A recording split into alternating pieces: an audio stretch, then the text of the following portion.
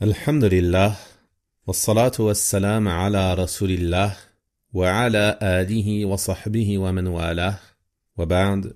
Chers auditeurs, nous nous retrouvons aujourd'hui pour méditer ensemble sur le récit d'une femme qui s'est repentie d'un repentir sincère après avoir commis un grave péché.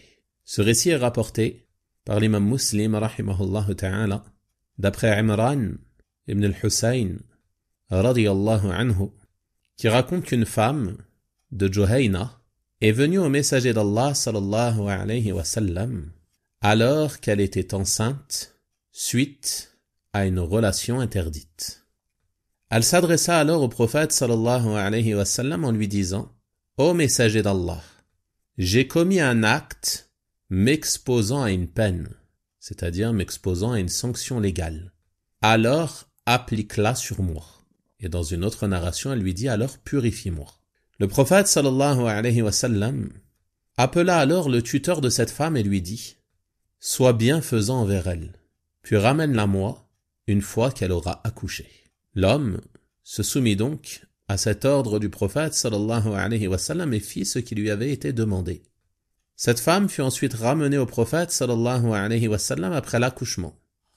Et on trouve dans d'autres narrations que le prophète sallallahu alayhi wa sallam lui a demandé de repartir à nouveau avec l'enfant et de l'allaiter jusqu'à le sevrer. Une fois l'allaitement terminé, la peine légale fut appliquée sur elle. Le prophète sallallahu alayhi wa sallam ordonna qu'on lui attache ses vêtements afin que son corps ne se découvre pas au cours de l'application de la peine qui fut appliquée sur elle sous ordre du messager d'Allah sallallahu alayhi wa sallam. Après cela, le prophète sallallahu alayhi wa sallam pria sur elle. Il accomplit sur elle la prière mortuaire. Alors Omar, radiyallahu anhu, fut étonné de cela en raison de la gravité du péché que cette femme avait commis. Et il dit alors: ô messager d'Allah, tu pries sur elle alors qu'elle a commis la fornication. Et le prophète sallallahu alayhi wa sallam de lui dire: elle s'est certes repentie d'un repentir qui suffirait à 70 personnes des gens de Médine si on le partageait entre eux. Et trouves-tu quelque chose de plus méritoire que le fait qu'elle ait sacrifié sa personne pour Allah subhanahu wa ta'ala? C'est-à-dire que le repentir de cette femme était si sincère que si on partageait ce repentir entre 70 personnes qui auraient toutes péché, alors ce repentir leur aurait suffi et leur aurait été profitable pour que leurs fautes soient pardonnées. Et parmi les choses, nous démontrant la sincérité du repentir de cette femme, il y a le fait qu'elle se soit livrée elle-même, qu'elle ait sacrifié sa personne pour se rapprocher d'Allah subhanahu wa ta'ala et se délivrer du poids de son péché. Et elle revient à plusieurs reprises, la première fois, puis après l'accouchement, puis après l'allaitement. Et il n'y a pas de doute que ceci est un acte très méritoire qui nous démontre sa sincérité dans son repentir et son désir de se voir purifié et pardonné. Donc on tire de ce récit différentes leçons bénéfiques. Parmi elles, premièrement, il y a le fait que si une personne a commis un péché, quelle que soit la gravité de ce péché, on ne doit jamais désespérer de la miséricorde d'Allah subhanahu wa ta'ala et de son pardon. Tant que tu es vivant, tant que le soleil ne se lève pas de son couchant, il n'est jamais trop tard pour revenir à Allah subhanahu wa ta'ala et revenir à la droiture. Si tu te repens d'un repentir sincère, alors ton repentir est accepté. Et le repentir sincère, c'est quoi? Le repentir sincère, c'est premièrement cesser immédiatement le péché. Tu ne continues pas ce péché, mais tu le cesses.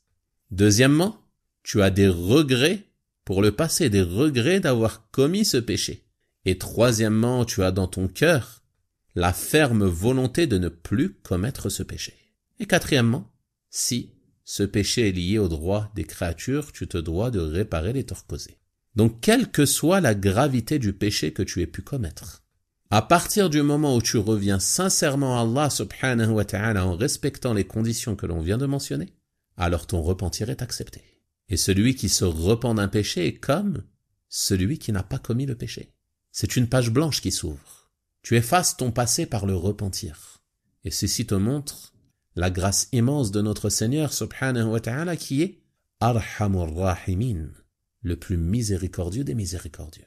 Malgré que tu aies transgressé ses interdits, que tu n'aies pas respecté ses commandements, que tu aies été négligent, que tu aies eu des manquements, si tu reviens à lui d'un cœur repentant, alors il est At-Tawwab, le grand accueillant au repentir. Et il est Ghafour, Rahim, pardonneur, miséricordieux. Pour qui? Pour celui qui se repent d'un repentir sincère. La deuxième leçon bénéfique que l'on tire de ce récit est la légitimité de la peine légale en islam pour celui qui commet le même péché que cette femme. Et ceci nous montre la gravité de cet acte, qui malheureusement est aujourd'hui banalisé dans beaucoup de sociétés. Tu dois te rappeler que cet acte, la peine capitale, a été légiférée pour son auteur. Donc si ton âme incitatrice au mal t'appelle au suivi de tes passions et de tes désirs, t'appelle à ce péché ou à ce qui en rapproche, rappelle-toi de la peine légale légiférée pour l'auteur de cet acte, afin d'être conscient de la gravité de ce que tu penses à entreprendre. Si la peine capitale est légiférée en islam pour ce péché, c'est que ce n'est pas une chose insignifiante. Ce péché a de nombreux méfaits. La perversion des mœurs, la destruction des foyers et des familles, la perte et la disparition de la pudeur, la perte et la disparition des lignées, et ainsi de suite. Parmi les nombreux méfaits qui sont connus et qui sont aujourd'hui observés dans ces sociétés où cette perversion est devenue banalité. Donc la peine légale, elle a pour objectif de mettre un terme à ce péché, afin que celui-ci ne se banalise pas et ne se répande pas. Et tu dois penser à cela, même si celle-ci n'est pas mise en pratique aujourd'hui. Dis-toi que religieusement, si tu commets ce péché, c'est cette peine-là que tu encours. Et bien sûr, cette peine et son application est seulement de la responsabilité du détenteur de l'autorité, et non des individus au sein des sociétés. Ceci est la responsabilité du gouverneur. Mais rappelle-toi de cela, afin de comprendre la gravité de cet acte. Troisièmement, on tire comme leçon bénéfique de ce récit que cette peine légale, c'est certes une sanction, mais c'est un bien pour la personne et une purification pour elle. Regardez ici cette femme qui a commis ce grave péché, et qui se trouve enceinte suite à ce péché. Elle vient au prophète sallallahu alayhi wa sallam, afin qu'il lui inflige cette peine légale légiférée en islam. Et comme on l'a dit, on trouve dans une autre narration qu'elle lui a dit « Purifie-moi de ce péché, en appliquant sur moi la peine légiférée. » Donc ceci nous démontre que l'application de la peine légale est une purification et une expiation pour celui qui l'a subi. Également, on tire comme leçon bénéfique de ce récit l'ordre d'être bienfaisant et bienveillant envers celui qui a péché et qui se repent. Et ça, c'est une grande importance, mes frères et sœurs. Nombre d'entre nous sont négligents à ce sujet. Regardez ici la bienveillance et la compassion du prophète sallallahu alayhi wa sallam pour cette femme, malgré qu'elle ait commis un péché gravissime. Celle-ci est venue à lui repentante de ce péché. Donc il a été bienveillant envers elle. Et la première chose qu'il ordonne à son tuteur, c'est d'être bienfaisant envers elle. Sois bienfaisant envers elle. Pourquoi il lui dit cela? Il lui dit cela car premièrement, dans cette situation, il y a toujours la crainte que ses proches s'en prennent à elle, car son action est une cause de déshonneur pour les membres de sa famille. Donc cette situation et ce déshonneur pourraient les pousser à lui causer du tort, en la frappant ou autre.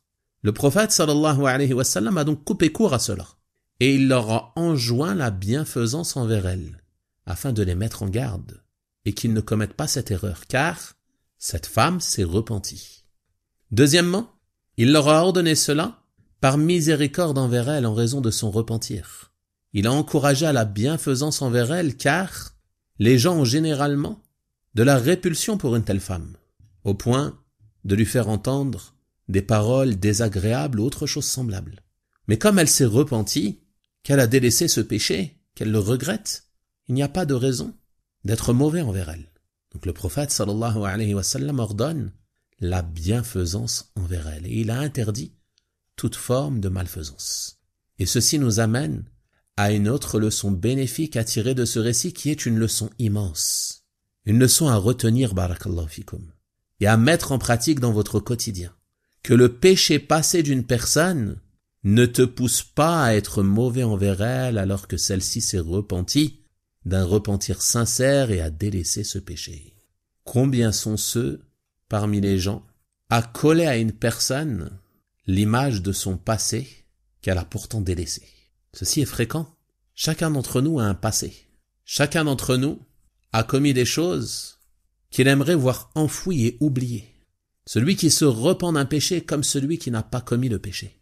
Donc si ton frère ou ta sœur a commis un péché par le passé, dont il s'est repenti d'un repentir sincère, qu'il ne commet plus ce péché, tu ne dois pas être mauvais envers cette personne. Et pire encore, tu ne dois pas lui reprocher ce péché, s'il s'en est repenti. Et tu ne dois pas mépriser tes frères et sœurs qui reviennent à la droiture, même s'ils ont encore des manquements, même s'ils sont encore faibles. À partir du moment où ils font des efforts pour revenir sur le droit chemin, tu dois les aider à cela. Tu ne dois pas les décourager, tu ne dois pas les blâmer, tu ne dois pas les mépriser. Rappelle-toi que toi aussi, tu as un passé et que tu n'es pas parfait. Aurais-tu aimé lorsque tu étais négligent, qu'on te maltraite, qu'on te méprise, qu'on te rabaisse? Tu n'aurais pas aimé cela. Quel aurait été l'effet sur toi? Rappelle-toi de ta période d'insouciance. Quel aurait été l'effet sur toi qu'une personne vienne à toi et te rabaisse, te méprise en raison de tes péchés passés, te les rappelle, ou te raille, te dénigre en raison de cela? Est-ce que ceci t'aurait encouragé à rester ferme sur ce chemin ou ceci t'aurait fait fuir? Donc prends garde à ne pas faire fuir les gens. Prends garde à ne pas être un verrou empêchant les gens de revenir à la droiture, mais sois une clé de bien. Abu Huraira, radiyallahu anhu, raconte dans un autre hadith, rapporté par l'imam al-Bukhari, rahimahullah, qu'on amena un jour au prophète, sallallahu alayhi wa sallam, un homme qui avait bu de l'alcool. Le prophète, sallallahu alayhi wa sallam, ordonna donc de le frapper, en guise de sanction, pour ce péché qu'il a commis. Une fois sanctionné, l'homme s'en alla, et quelqu'un dit « Qu'Allah t'avilisse » en s'adressant à cet homme. Le prophète sallallahu alayhi wa sallam lui interdit cela. Il lui dit « Ne lui dites pas ce genre de choses. N'aidez pas le diable contre lui. N'aidez pas le diable contre lui. » Médite sur ce comportement que le prophète sallallahu alayhi wa sallam nous a indiqué. C'est une orientation immense sur la manière de te comporter avec tes frères et sœurs qui ont des manquements, qui commettent des péchés. Ne les dénigre pas, ne les méprise pas en raison de leurs péchés, ne les insulte pas, ne les injurie pas, et n'invoque pas contre eux.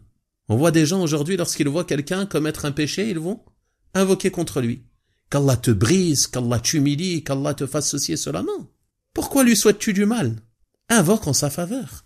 Qu'Allah te guide, qu'Allah te ramène à la droiture, qu'Allah t'aide à délaisser ce péché, qu'Allah t'aide au repentir.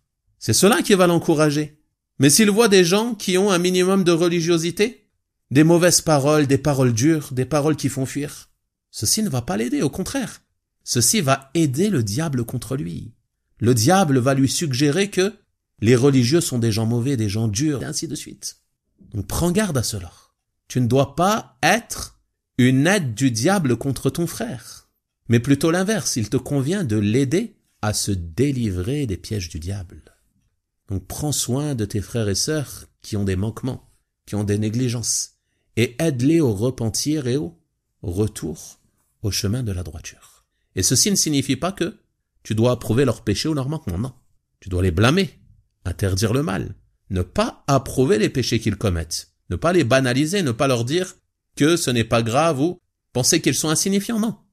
Mais tu dois agir d'une manière les aidant à s'en délivrer, et non pas les pousser à s'enfoncer dans ces péchés, wallahu al-musta'an.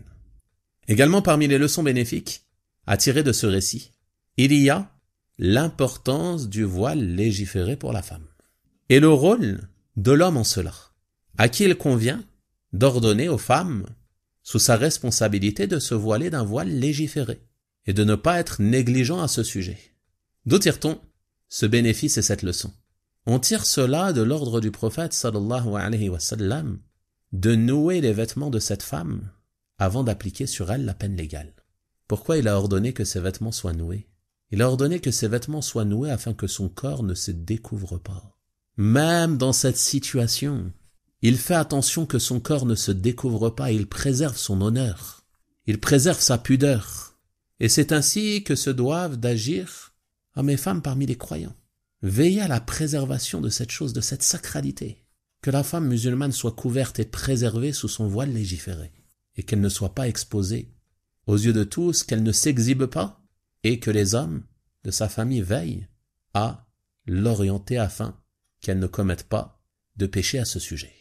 Également parmi les leçons bénéfiques à tirer de ce récit, et c'est une leçon liée à la croyance, c'est le fait que, lorsque le musulman commet un grand péché, il ne sort pas de la religion de l'islam. C'est encore ton frère, c'est encore ta sœur. Quelle que soit la gravité des péchés qu'il ait pu commettre, tant que ceux-ci sont moindres que le polythéisme et la mécréance. Et la preuve de cela est que le prophète sallallahu alayhi wa sallam a prié sur cette femme. Et dans l'autre hadith que l'on a cité, le hadith d'Abu Huraira concernant l'homme qui avait bu de l'alcool, boire de l'alcool est un grand péché. Il a interdit d'invoquer en mal contre cet homme. Et on trouve dans certaines narrations, n'aidez pas le diable contre votre frère. Donc celui qui commet des grands péchés, c'est ton frère. Il a la même religion que toi.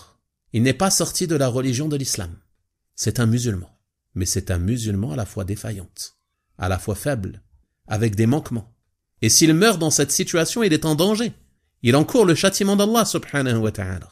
Et il lui incombe de se repentir, de ne pas persister, de ne pas s'entêter, s'obstiner sur ses grands péchés. Mais il n'est pas pour autant sorti de la religion de l'islam. Enfin, parmi les leçons à tirer de ce récit, il y a l'obligation de revenir à Allah subhanahu wa ta'ala lorsqu'il nous arrive de faiblir et d'être sincères dans le repentir de nos péchés. Et comme on l'a dit, on ne doit jamais désespérer du pardon et de la miséricorde d'Allah subhanahu wa ta'ala, car Allah est Al-Ghafour, Al-Rahim, Al-Tawwab, il est le pardonneur, le très miséricordieux, le grand accueillant au repentir pour ses serviteurs qui reviennent à lui et qui ont des regrets et des remords après avoir commis des péchés. Je demande donc à Allah subhanahu wa ta'ala de nous accorder un repentir sincère de tous nos péchés, de nous pardonner, de nous faire miséricorde et de nous faire entrer dans son paradis. Wa sallallahu wa sallama wa baraka ala nabiyyina Muhammad wa ala alihi wa sahabatihi ajma'in. Walhamdulillahi rabbil alamin wa jazakumullahu khayran.